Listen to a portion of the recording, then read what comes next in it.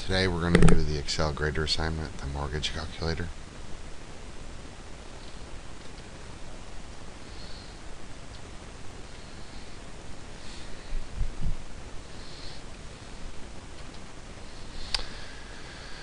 We're going to go to My IT Labs and download the starting material. So you go to My IT Labs and go to course materials in your course.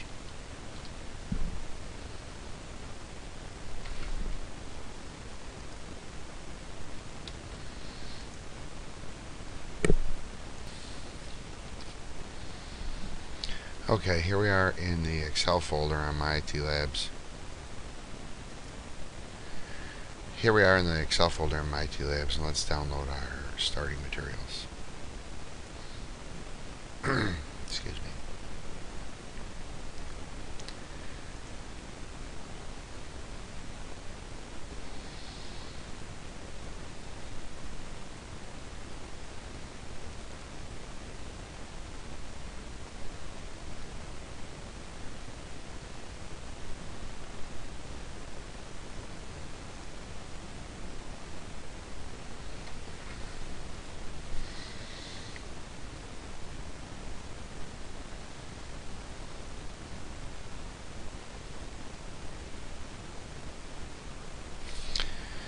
So once these are open, we can close and return from this.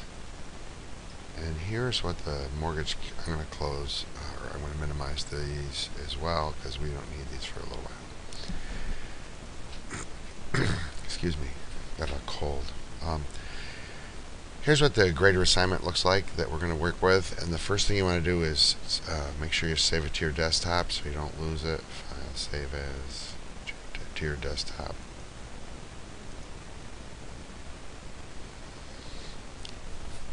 And don't change the name. Just save it like it is.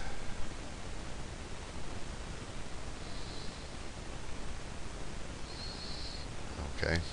So when you get it, it looks like this. Okay.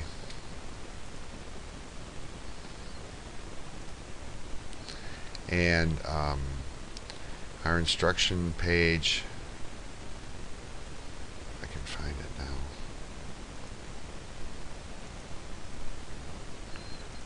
Is right here. Okay. And so for what I'll be doing with the instruction page, you won't need it while you're doing it if you're following along here. But I'll go through it as I'm doing it. Now we've already done this first section here, start and download the file. We've already done that. There were no points available for this. And now on the table payment worksheet, we have to name a range of cells. Now naming a range of cells is very helpful when you have to locate that cell range again, and also in using formulas. So they've named a good number of cells already in this grader assignment, and so we're going to name, actually this is the last one that you have to do. So we're going to restore mortgage calculator, and it tells us to select the range A17 through C20. So we get right into A17, and then we just, no, we don't do that. What you want to do is just one click and select the whole range like that. Okay? So once you select that, then we can go right here into this cell where A17 is and type the name table in a large word, or we can go over here to the formulas tab and we can use the define name drop down and define name, and right here we are going to define the name. It's suggesting excellent, which is an excellent name. That's not what you're using though. We're going to use the name table. That's what you have to use. Okay, so it doesn't matter where you enter it, either like this. That's the most typical way you would do it. Or you can see right here the name table has appeared there. Okay. Now I'm deselecting that group. I'm selected down here in F26, but if I drop this down, I can see all the names that were in there, and you should now see table. And if I go to table, that gets selected again. Now these are all the names that were already built in here. We're going to use all of these names when we're making our formulas here. All these names right here, like cost. There's cost. You can see that it went to that cell C4. Or loan goes right here, right? Number F11. So, but we named that one range of cells. That was it. So we're going to have to start here in cell F4. And here's our instructions. In cell F4, enter a lookup function to calculate the APR based on credit rating. Include the range lookup argument to ensure an exact match, and use range names for the first two arguments in this. Okay.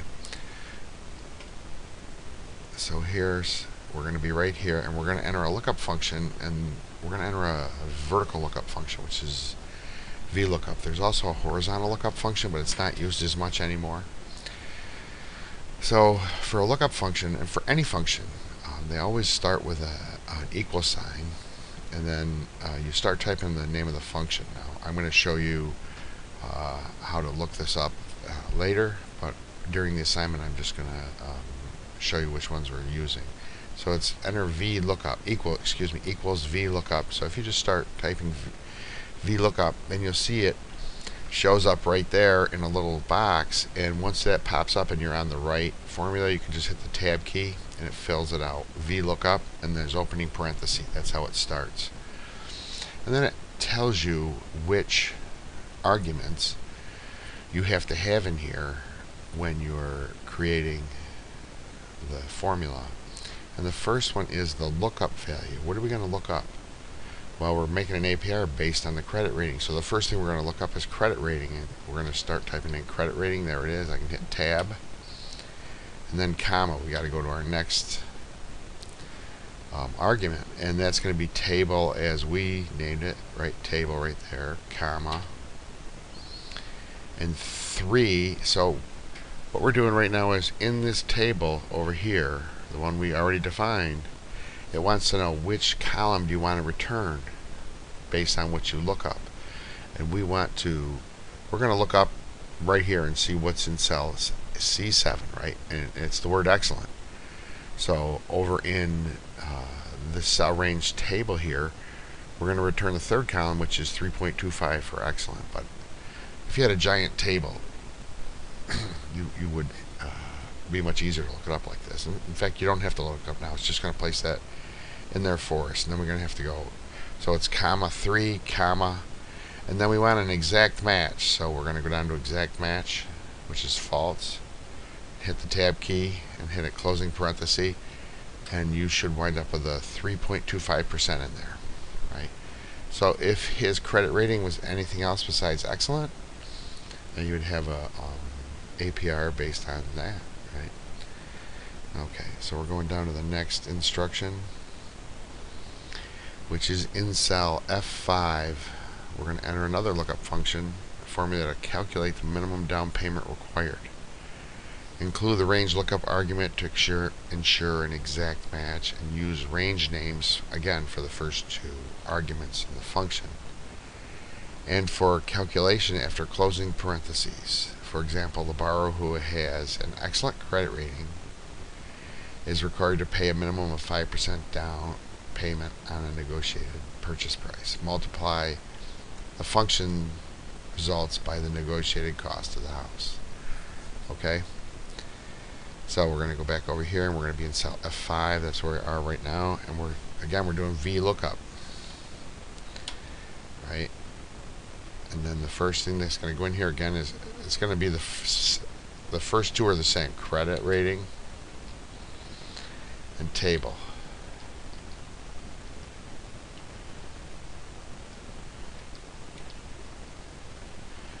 And then the next one is 2, because now we're trying to look up down payment out of that table. We're going to look for the down payment based on the credit rating, not the APR.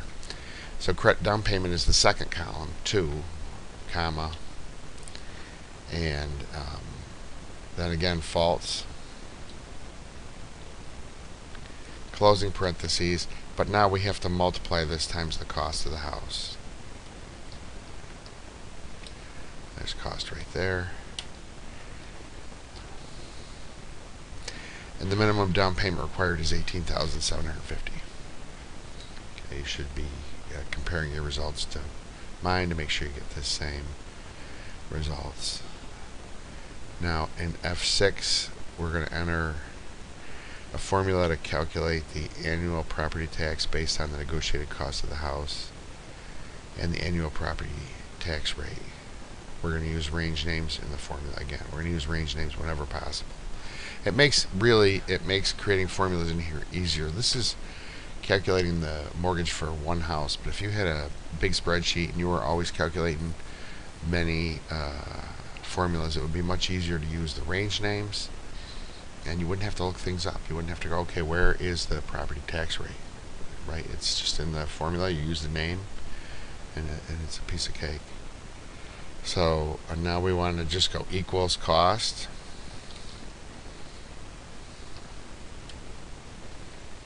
times, and for the times we use the asterisk, which is shift 8, right? It's above the 8 key, and then prop tax rate.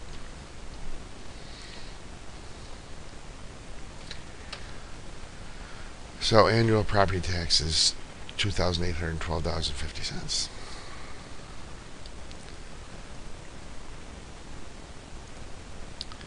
So in cell F7, we're going to enter an if function to calculate the annual PMI. That's private mortgage insurance. If the borrower's total payment required an additional is 20% or more of the negotiated purchase price, multiply the cost by PMI avoidance percentage. PMI is 0. If the total down payment is less than 20%, the borrower has to pay PMI calculated by multiplying the amount of the loan by the PMI rate. And again, we're going to use range names whenever possible. So here, we're going to do an if function. We're going to go equals if, and the logical test. Well, the logical test was if the total down payment was something, right? So we're going to go total down was greater than or equal to, right? So we're going to use the greater than sign or the equal to sign in that order. And then we're going to use a function to figure out what we want here. And we want avoid PMI times cost. So avoid PMI times cost has to be in parentheses, comma 0, right? So if the total down is greater than or less than, greater than or equal to the avoid PMI times cost, then we're going to return 0, right? Right. That was the value of true. Now the value of false is going to be loan times PMI rate.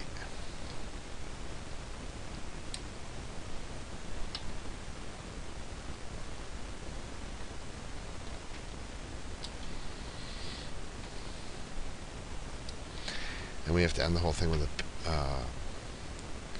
parenthesis. Now this one's going to come back. There's just going to be a little dash in there because until we've calculated, I think it's the total amount of the loan, it won't have anything in there.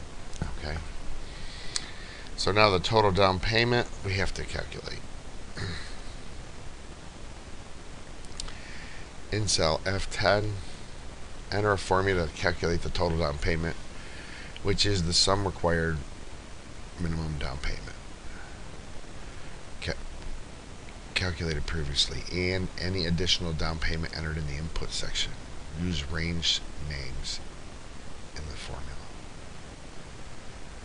So for this one, we are going to add equals additional down, add down, that's additional down payment.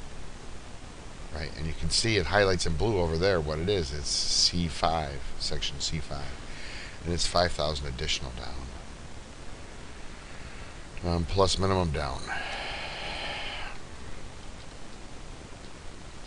There's min down, 18,500, and you can hit enter, and it's 23,750. Okay.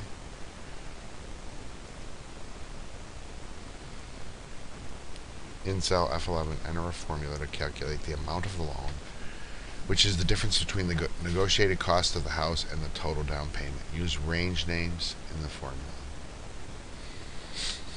Okay, F11. That's where I am right now, F11. And we're going to go equals cost minus total down.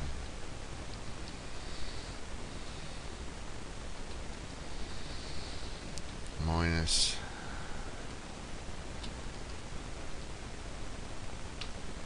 and that should be $351,250. And if you'll notice, annual PMI up above just filled in, and that should be $1,756.25.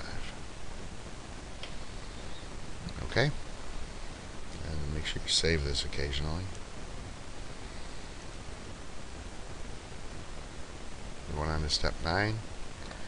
In F12, we're going to enter a payment function to calculate the monthly payment.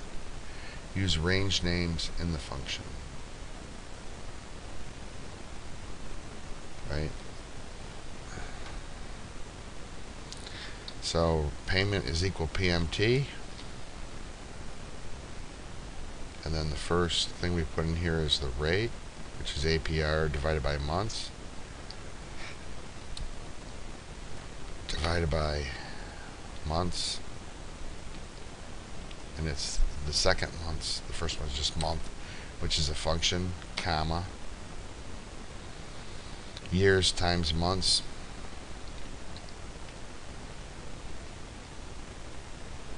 times months,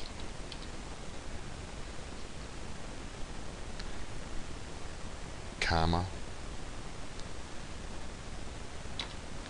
and we're going to put a negative sign in here so our loan shows up as a positive payment, and then it's loan. And put your closing parenthesis in here. There's your house payment, $1,528.66.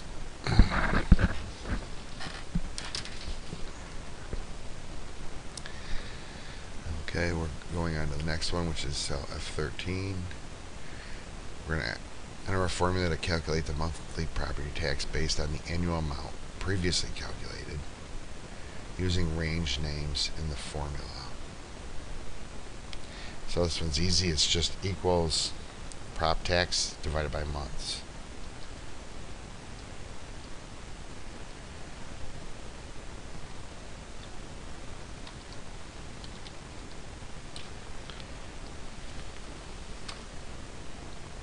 It's $234. And we're on to the next one in cell F14. And we're formula to calculate the monthly PMI based on the annual amount calculated previously and use range names. Monthly PMI equals PMI divided by months. It's $146.35.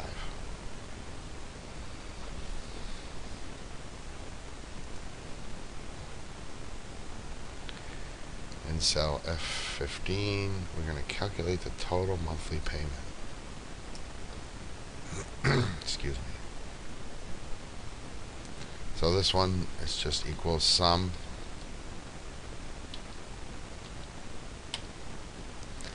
and it's going to be cells F12 through F14. So we can just actually click in those cells F12 through F14 just like that, or you can type in F12 colon F14, which is F12, which means F12 through F14. Parenthesis at the end. There's your total house payment, $1,909.39. Excuse me. Now we're going to calculate the end date. In cell F16, enter the end date function to calculate the date of the last payment. The function's second argument must calculate the correct number of months based on the total length of the loan. For example, if the first payment date is 5/1/2016. The final payment date is April 1st, 2046 for a 30-year loan. The last argument of the function must subtract 1 to ensure the payment date is correct.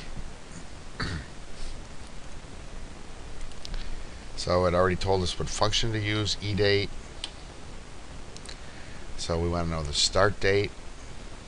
So it is described here as date first. There it is right there. Comma, years.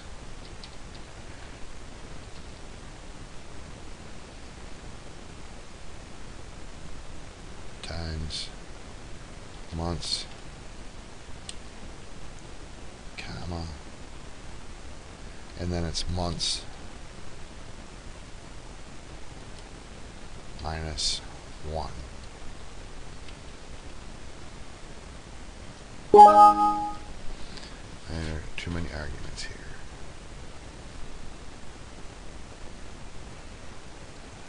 No, I didn't.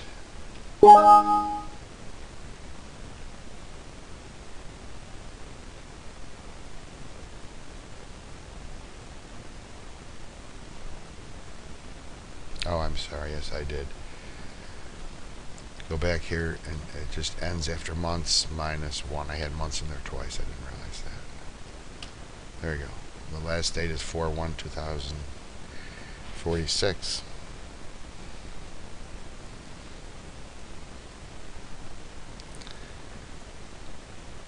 We want to display the range names and paste the range names starting in cell A2. We want to display the range name sheet and paste a list of the range names starting in cell A2. So we're going to go to the range name sheet that's down here, and these sheets have to be in this order. If they're not, you should rearrange them. And I'm already in cell A2 here. Okay, so I'm going to just drop this down, and if you'll notice at the bottom it says paste names right here. I'll just go down to that. I'm going to paste all the names. I'm going to paste a list, and it's going to paste it right there. I'll get up here in the uppermost left hand corner, and I'm just going to double click, and it makes those cells to a particular size, although I have to I just remembered the next step is set the column width, A to 12 and B to 22. So we're going to go to A to 12, and to check the size we just get up in here. It doesn't matter where you go up here. We start to move it. We want it to be 12. That's a little wider than it was before. And B has got to be 22. Okay. Hit save. And so you can see where all this is all the range names right here. This is the one we did right here. Right, table. Now we have to create a footer on each sheet, and with the text exploring series on the left side, the sheet name code in the center, and the file name code on the right. So I'm going to go to the Insert tab. I'm going to go to Header and Footer. I'm going to click the Go to Footer. And then on the leftmost, we're going to go Exploring Series. Right, we just want to type that in. And then on the sheet name in the center and the file name on the right. The sheet name, so here's the center. And if we can just go up here and go sheet name. We go over to the right, and we want file name. Okay. And now we're going to go over to the Payments tab. We're going to do the same thing over here. Insert, Header and Footer. Go to Footer. Exploring Series. That's the name of the book these exercises come out of. Sheet name. File name. Save it.